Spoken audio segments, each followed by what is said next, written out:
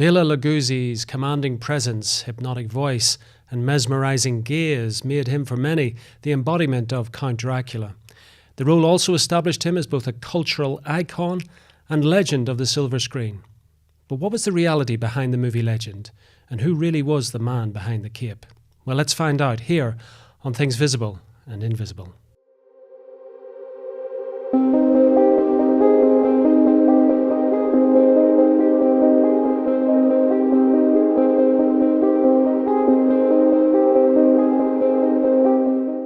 Bob Cremer began his journalistic career as a syndicated columnist at The Hollywood Reporter. A regular contributor to the entertainment section of the San Francisco Chronicle, he has also been a feature writer for many other newspapers on the West Coast.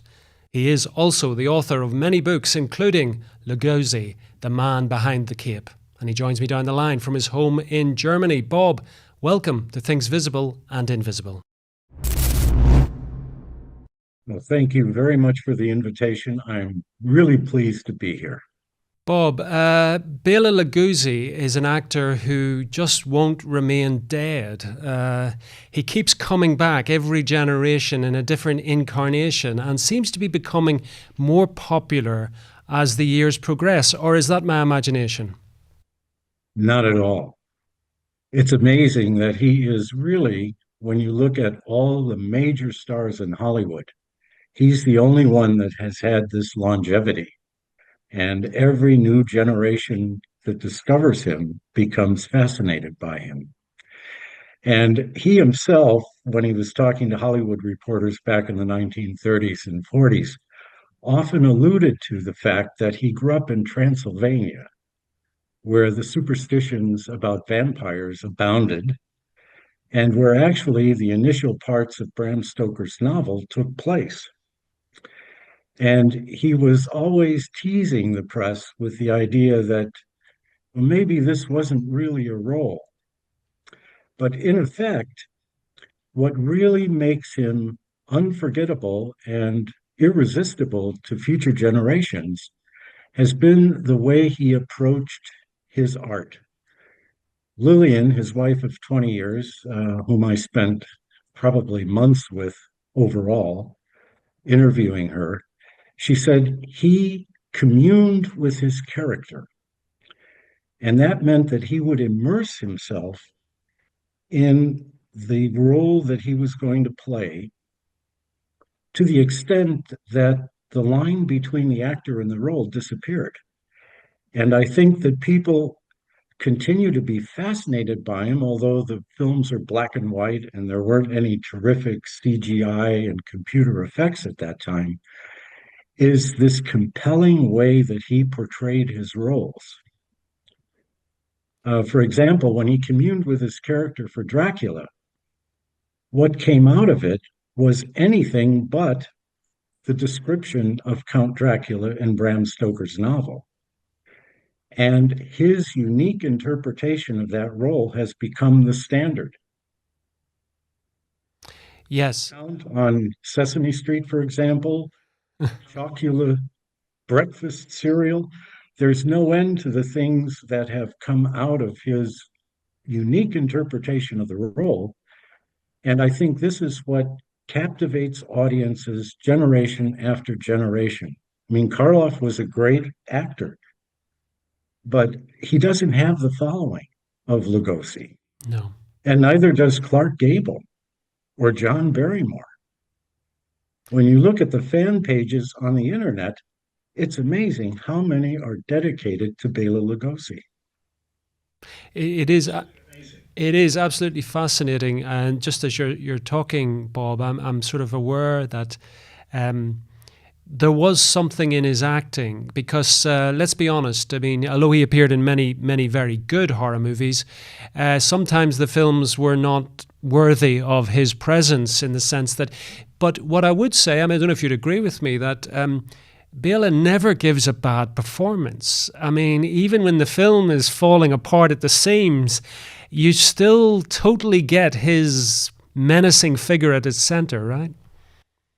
Well, it's interesting you mention that because that was at once his greatest contribution to film and it was his most tragic failing. And I say this because he devoted himself to every role with the same intensity that he did Count Dracula. Every character he played, he gave his full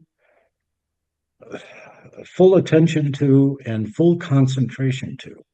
And even when you see him in a bad film, some of the monogram films in the 1940s and some of the programmers from the 1930s, even though the films aren't that spectacular in any way, his performance is always something you pay attention to.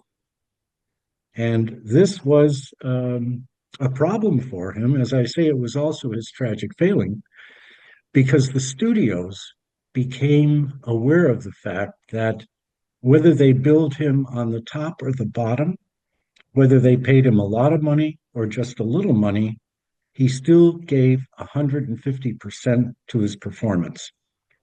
That was a part of his character that he developed in Hungary on the stage when he had to overcome a lack of education to become an acknowledged actor there. And that stayed with him through his life. And when you see how Universal, in particular, treated him in billing and in salary for his roles, it was almost criminal. Absolutely. Now, a lot of people know very little about his background, Bob, but just to give us a little bit of a flavour, you've mentioned he was from Transylvania, Hungary, as it was then, the Austro-Hungarian Empire, as he was born into. But this was a very accomplished actor by the time he arrived in Hollywood. I mean, a Shakespearean actor, but also somebody who was very much in love with his craft and very much saw it as a vocation, right? Right. He and his father came to loggerheads any number of times in his youth because he spent little time studying in school and spent a lot of time in a vacant warehouse near his home in Lugos, putting on his own produced plays. And he would scrounge sets from, he would actually steal things from other people, which put him into more trouble. But he would steal things to create the sets for his plays. And of course, they were free, so it was the best entertainment in town. And when he was finally put in a position of having to go to school, he did so, but his real love and passion was still the stage. And after his father died, he left home and started working in the mines in eastern Hungary. And then he went to visit his sister and convinced her to tell her husband to find him some work. He was working then in Sabatka, uh, oiling and removing slack from steam engines. And he said, I can't do this anymore. I need to get on the stage. And so a friend of his sister's husband found him a job as a choir boy in local stage productions. And that was his beginning in theater. And what he found when he began acting was that the actors ridiculed him for not speaking the language of the theater. And this was, of course, because he did not pursue his education with any degree of seriousness. And so he had to make up for that on his own. And he struggled with that for years before he finally was offered a permanent position in a traveling theatrical company in Transylvania. And the names of the towns are so long, I won't even bother mentioning them. Um, is one of them, and the others are even longer, so I won't mention them. But in That's some how he got his foothold on the stage, but he was absolutely obsessed with becoming Hungary's greatest actor. That was his goal. And that drive and that passion overcame his lack of education, and he became a very accomplished actor in Hungary. His big break came as Romeo in Romeo and Juliet in a stage production in Szeged. which is southeast of Budapest. And then he moved to Debrecen, where he got more important roles and became a known quantity among the critics. And through that exposure in the press, both of the major theaters in Budapest offered him jobs, the Royal Theatre, Kirali Színház, and the National Theatre, Nemzeti Színház. And he took the Royal Theatre because they offered him more money. It was a private theater, it was better funded.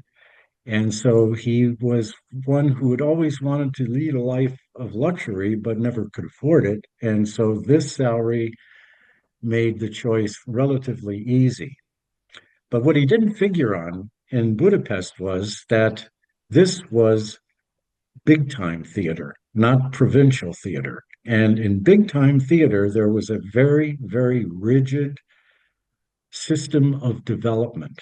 And you had to go through all the hoops in order to rise up in the system. And he was very, very impatient. And so he said after a year, even though Laszlo Berti, who had really taken him under his wing at the Royal Theatre and tried to help him progress, he was still, yes, this isn't going fast enough. I need to move faster.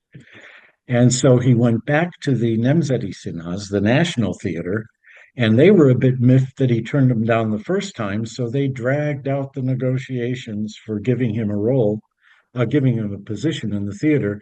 And to teach him a lesson, they said, and we're going to offer you not the salary we would offer a new theater actor. We're going to give you the salary that you were earning back in Szeged when you were on the provincial theater circuit. So he had to suck it in, so to say, and began his career there. But he rose not quickly, but relatively systematically up to a point where he was a well-known and respected actor. But then the war came. That's right. And although the actors in the National Theater were exempt from military service, he was patriotic as he was in the United States when he lived here and became a naturalized citizen. He insisted on going into the army. And he was wounded 3 times, went from a captain to a lieutenant to a captain in the army. And the third time, he had a very serious concussion and was really contemplating his fate if he went back out on the front again, because the war was going very poorly and the casualties were getting higher and higher as time went on. And so he decided it's time for me to get out. I've done my patriotic duty. So he used the head injuries to fake insanity. And that was the basis for his being released from the army to go back to acting in Budapest. And but shortly after that, in 1918, he became very active in the trade union That's right. because he had a very, very strong sense of justice and fairness, and the way that actors in both the film and the theater industries were being treated was grossly unfair. And so he organized a trade union called the National Trade Union of Actors. And it became very powerful very quickly. And just about the time that he had amalgamated with another trade union so that all artistic personnel, stage personnel, film personnel, everyone working in those industries were members of this large national trade union, a revolution took place in Hungary, and a Bolshevik activist, Bela Kun, not Bela Lugosi, Bela Kun, came in and took power. And this was right at the end of World War I, where the Allies had demanded that large sections of Hungary's territory be ceded to the surrounding countries, and they had to pay massive reparation. And he came in and said, we're not going to do this. And everybody elected him. And being a Bolshevik, he saw the strength of the National Trade Union and infiltrated it. And Bela, of course, was a pragmatist. He accepted what was there as long as whoever was there was supporting his cause. He didn't care if they were communists, right wing extremists, libertarians. Anybody who was willing to help him achieve his goals was okay with him. And not long after that, 133 days, Bela Kun was in power. The right wing extremists in uh, the Hungarian army moved into Budapest to take control of the country before the country was conquered by the Romanians and the Slavs. They were sending armies into Hungary at the same time. And he initiated a reign of terror. And of course, the film industry, they connected with Bela Kun. And so all of the leading personnel in the film industry and the stage actors had to flee. And so he had to flee into exile to Vienna. Yeah. And along with Michael Curtis, I mean, the director of Casablanca, Yeah. and Ferenc Molnar, a very famous writer, a Hungarian writer, and Alexander Korda, which you know, Sir Alex. Yep. And so they went to Vienna. And while he was there, Michael Curtis said, you know, our films, our Hungarian films, are very well known in Germany. And the right wing extremists had agents in Vienna looking for people on the most wanted list who were they considered revolutionaries. And who was at the top of the list? Bela, because he was the Secretary General of the National Trade Union of Actors.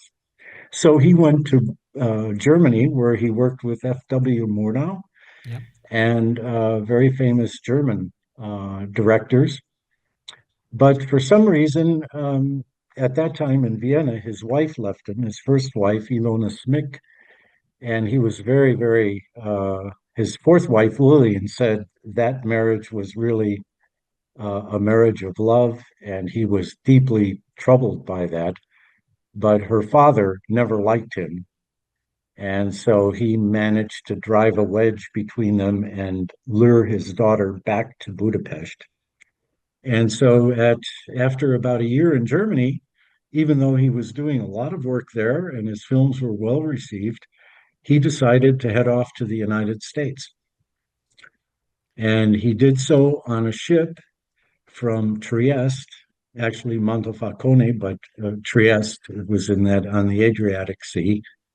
And he was on this ship and he began talking to the crew, which was a mixture, but there were some Hungarians on the ship. The captain being a somewhat conservative person. And he would talk about his activities as the trade union director. And of course, the captain didn't quite like that because that meant he was on the other side of the Mm-hmm. political fence. Mm-hmm. And he instructed the crew to hunt him down and take him prisoner. And there were two Hungarians on the ship that hid him for the entire crossing so that he wouldn't be found by the crew. I mean, that is a story in and of it. Well, a number from the private side. Uh, 2 years after his appearance in the film Dracula, he married Lillian, who remained married to him for 20 years, and she was one of my primary sources for the book. And she said it was a fairy tale existence.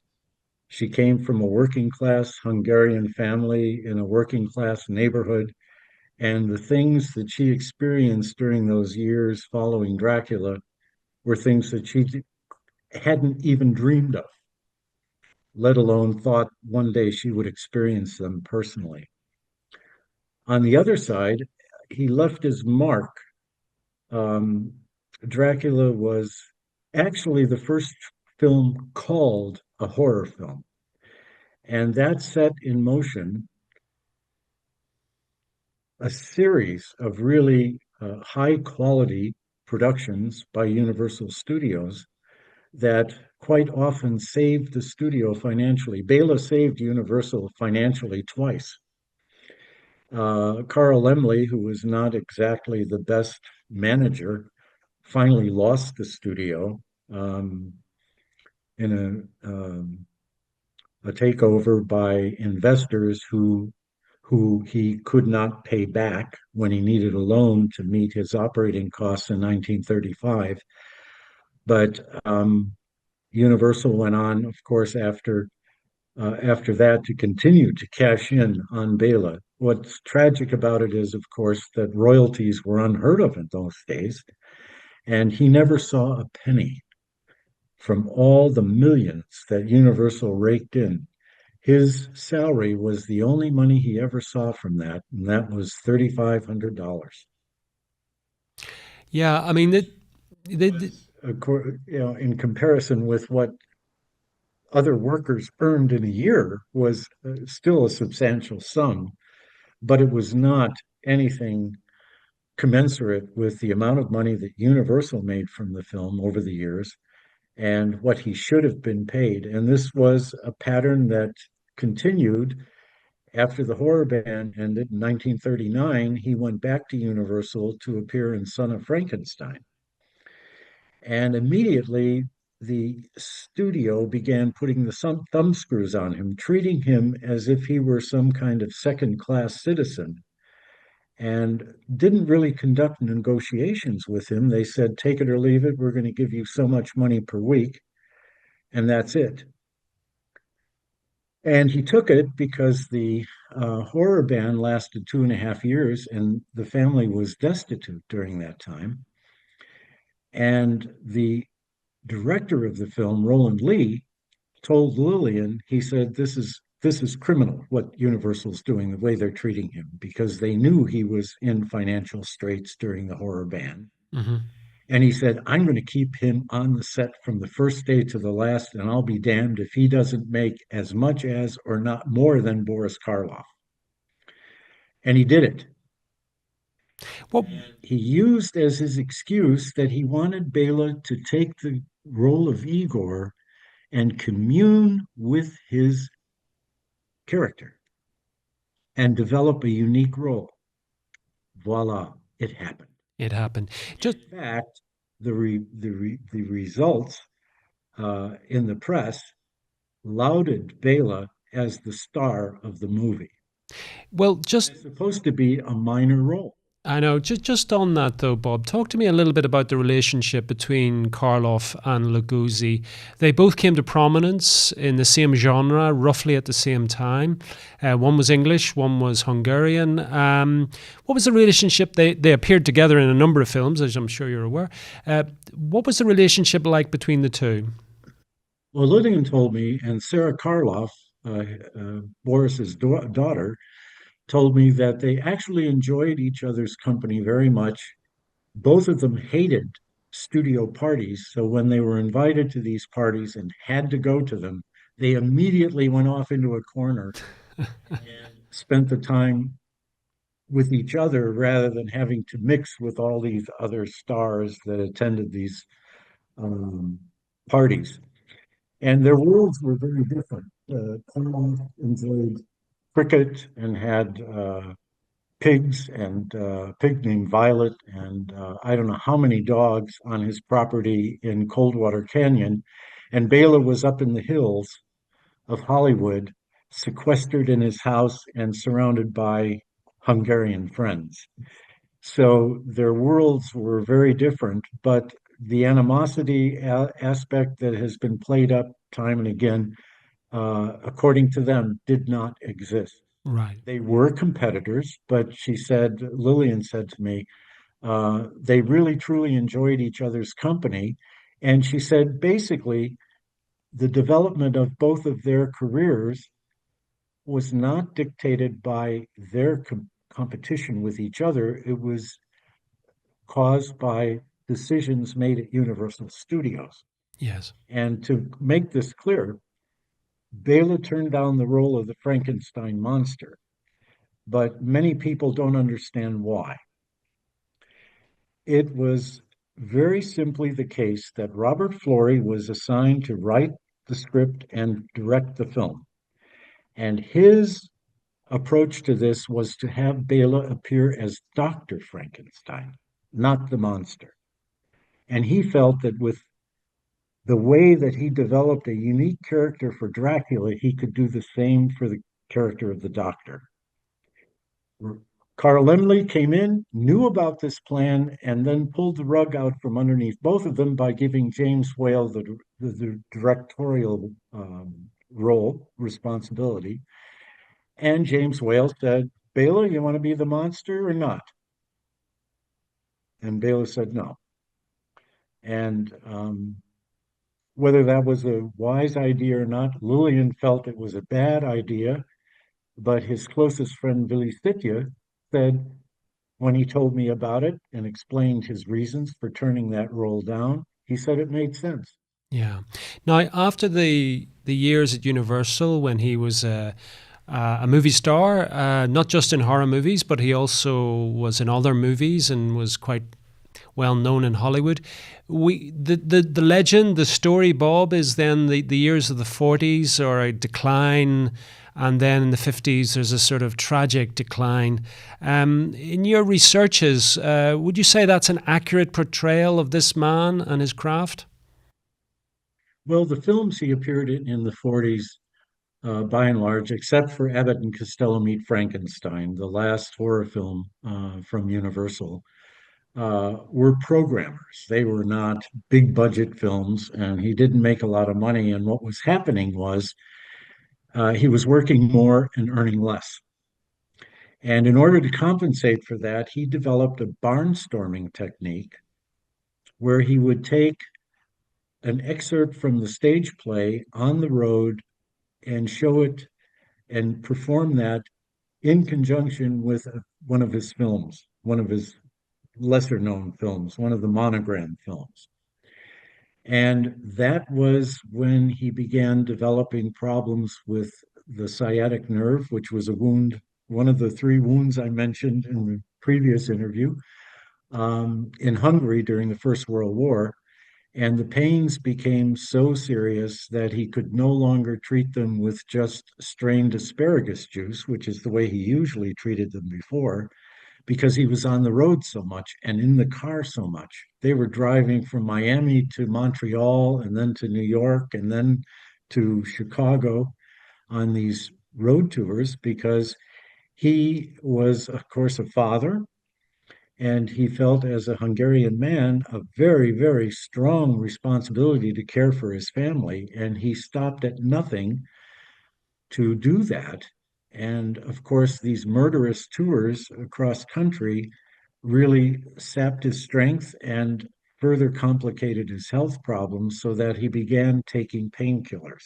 And that was, but Lillian was there, and she, of course, administered the shots and made sure that they didn't get out of hand.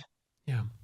Yeah. And so the 50s was a very tough time for Bela because Lillian finally had to take the step into the divorce court because his jealousy, which was a recurring theme in their marriage, he was 30 years older than she was Yeah. and was very, very uh, afraid that he wasn't meeting her expectations as a husband. And it finally got so bad that she had to divorce him because of the negative effect it was having on their son, Bela Jr. Hmm. And that's when Ed Wood comes into the picture. Before they divorced, he went over for a fish head stew dinner at Bela's apartment with one of his closest friends, Alex Gordon, to discuss a role in a film. And he said, it was very hard to talk business because Bela put everything in the soup, including the heads. And he said the head of the fish kept turning over, and I had eyes staring at me out of the soup. And he said I couldn't even concentrate. I kept turning the head over, and it kept turning back, and I kept looking at these two eyes. So, what came out of that, because of the severe financial difficulties that Bela and Lillian were encountering at that time, this was the birth of Glen or Glenda. And Lillian said she was absolutely shocked when she found out what it was about. But she said our backs were to the wall. We had no other options. And Bela had always lived with the philosophy, live for today, the hell with tomorrow. And she said tomorrow didn't take care of itself in this case, and we had to bite the bullet and take that. And she noted, she said it was probably the bitterest pill that Bela ever had to swallow because it meant he had to prostitute his art for the sake of his family. Yeah. Yeah. And after that, Bela's contact with his old Hungarian cronies like Vili Sitya and Steve Sakely and Joe Pasternak fell off. They had little contact with him anymore, and Ed Wood became the mainstay in his life. How old was Bela at this point? We're talking the early to mid 50s. How old was he? He was, let's see, 82. He would have been like 53. He would have been 70. 70. So by today's standards, not particularly old, but his health hadn't been good, as you said, been injured a number of times in the war. Um, he had a dependency on alcohol and also on painkillers. Lillian kept all of that in check. Right, And you read in numerous newspaper accounts, and even Bela himself claimed that he had been a drug addict for 20 or 25 years, which was not true. That was a ploy he was using to try to dramatize the situation, make Lillian feel guilty about having divorced him, and bring her back. right. That was a weapon he was using. And of course, everybody since then has been using those newspaper accounts as the benchmark for his drug addiction, and it was not true at all. Lillian made it absolutely clear any number of times.